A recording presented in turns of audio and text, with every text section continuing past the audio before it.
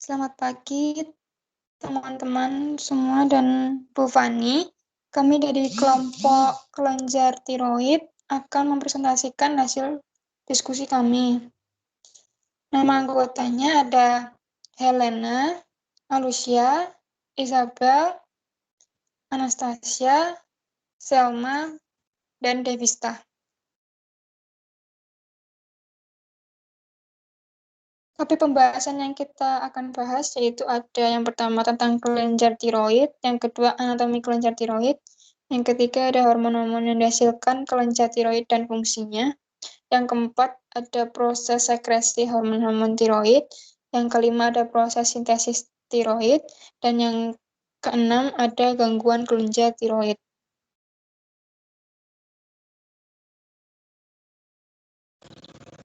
Yang pertama tentang kelenjar tiroid. Jadi letak kelenjar tiroid ini berada di sebelah kanan dan kiri trakea. Ujung atas lobusnya mencapai kartilago tiroidea. Terus struktur kelenjar tiroid itu dikontrol oleh kelenjar pituitari yang berfungsi untuk mengeluarkan hormon pemacu tiroid atau TSH. Kelenjar tiroid ini memiliki struktur lunak dan berwarna coklat. Tiroid terdiri dari massa kosong yang berbentuk sferis dan dinamakan folikel. Tiap folikel memiliki dinding satu sel tebal dan mengandung koloid, berstruktur seperti jeli yang digunakan untuk konsentrasi yodium. Pada manusia normal, kelenjar tiroid tidak teraba dan bila terjadi pembesaran, maka benjolan terletak di bagian bawah atau samping jakun. Terus ada mekanisme terbentuknya hormon tiroid. Jadi kelenjar tiroid ini menghasilkan hormon tiroid, namun kelenjar tiroid memerlukan yodium untuk diolah menjadi hormon tiroid. Setelah hormon tiroid digunakan, beberapa yodium dikembalikan ke kelenjar tiroid dan didaur ulang untuk menghasilkan hormon tiroid.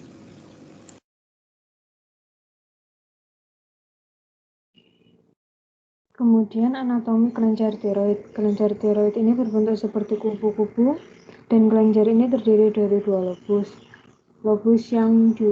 Jadi lobus ini dihubungkan oleh isthmus pada garis tengah. Kelenjar tiroid ini meluas dari vertebrae cervical 7 hingga vertebrae thoracal 1. Lobusnya berukuran panjangnya 3-4 cm dengan lebar 2 cm dan berat 30 gram.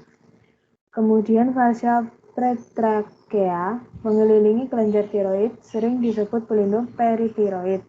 Fascia ini pada bagian posterior menebal dan melekatkan kelenjar tiroid ke kartilago krikoid. Fascia ini adalah ligamentum lateral tiroid atau ligamentum Berry.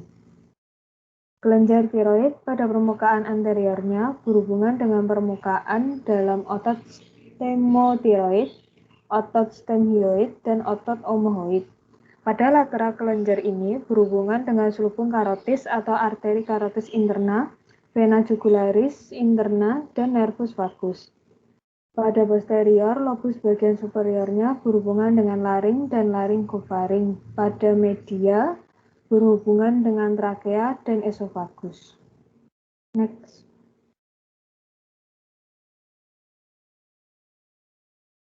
Vaskularis kelenjar tiroid. Tiroid memiliki arteri yang dinamakan dengan arteri tiroidea yang mana merupakan percabangan antara arteri karotis eksternal ipsilateral dan akan dibagi menjadi cabang anterior dan posterior di apeks lobus tiroid. Aliran vena tiroid akan terjadi dengan melewati beberapa vena permukaan yang akan bergabung membentuk 3 bagian vena, yaitu vena tiroidea superior, media, dan inferior.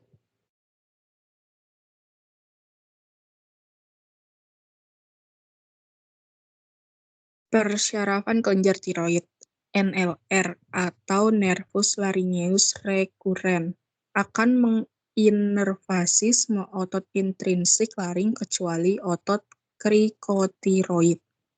Persarafan simpatis pada kelenjar tiroid ini berasal dari ganglia simpatetik cervical superior dan menengah.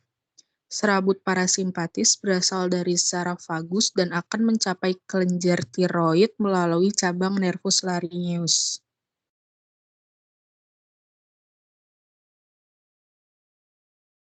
Sistem limfatik kelenjar tiroid.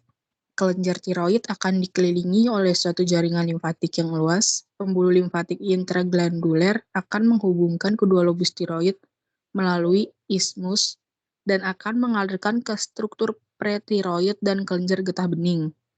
Kelenjar getah bening akan diklasifikasikan menjadi 7 dengan kompartemen sentralnya berada di antara 2 selubung karotis, sedangkan node lateralnya berada pada dalam kompartemen lateral.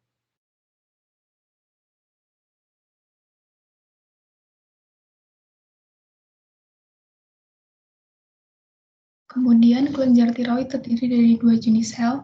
Yang pertama ada sel folikel dan ada sel parafolikular. Sel folikel bertanggung jawab memproduksi hormon tiroid. Nah, sel folikel ini membungkus suatu ruang yang disebut koloid yang mengandung tiroglobulin yang disimpan dalam sebuah glikoprotein berisi prekursor T3 dan T4. Yang kedua, sel parafolikular juga dikenal sebagai sel C yang berfungsi mengeluarkan hormon kalsitonin. Next.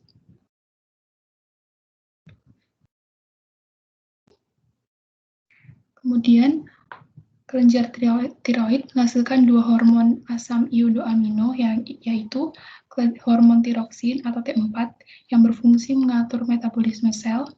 Yang kedua ada hormon triodotironin atau T3 yang berfungsi mengatur pertumbuhan, perkembangan, diferensiasi jaringan tubuh, dan kegiatan sistem syaraf.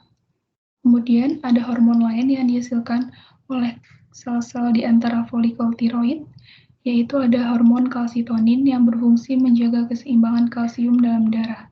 Next. Hormon T4 atau tetraiodotironin yang sering disebut dengan tiroksin tersusun atas 4 atom iodium. Sedangkan hormon T3 atau triiodotironin itu tersusun atas 3 atom iodium. Pada kelenjar tiroid mensekresikan 93% tetraiodotironin dan 7% triiodotironin.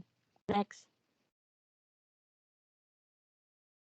Perbedaan antara tetraiodotironin dan triiodotironin yang pertama, triiodotironin memiliki kecepatan dan intensitas kerja yang 4 kali lebih kuat jika dibandingkan dengan tetraiodotironin.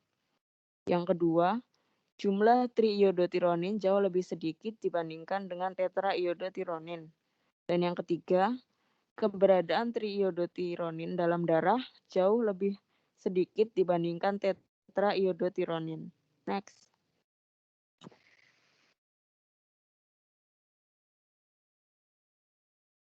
Nah, selanjutnya ada proses sekresi hormon tiroid. Yang pertama itu dari hipotalamus. Hipotalamus menghasilkan TRH.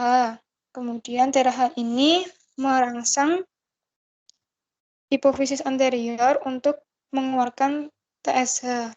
Kemudian TSH ini merangsang pengeluaran T3 dan T4 dari tiroid. Nah, kemudian T4 itu memasuki sel target, yang di sini contohnya itu ada hati. Nah, kemudian T4 ini di dalam hati diubah menjadi T3. Nah, T3 dan T4 ini juga digunakan untuk menghambat pengeluaran TSH dari hipofisis anterior dan TRH dari hipotalamus.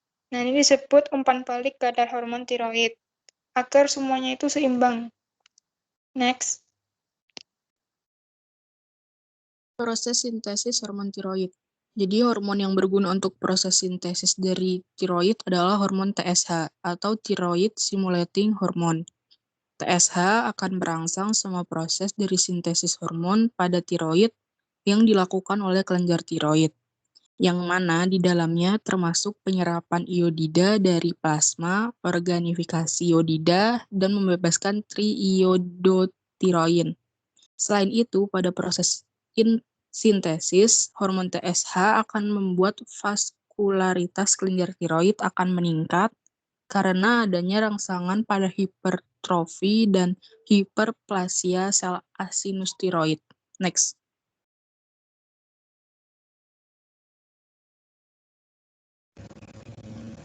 Lalu ada gangguan pada kelenjar tiroid. Menurut kelainan bentuknya dibedakan menjadi 2, yaitu difus dan nodul.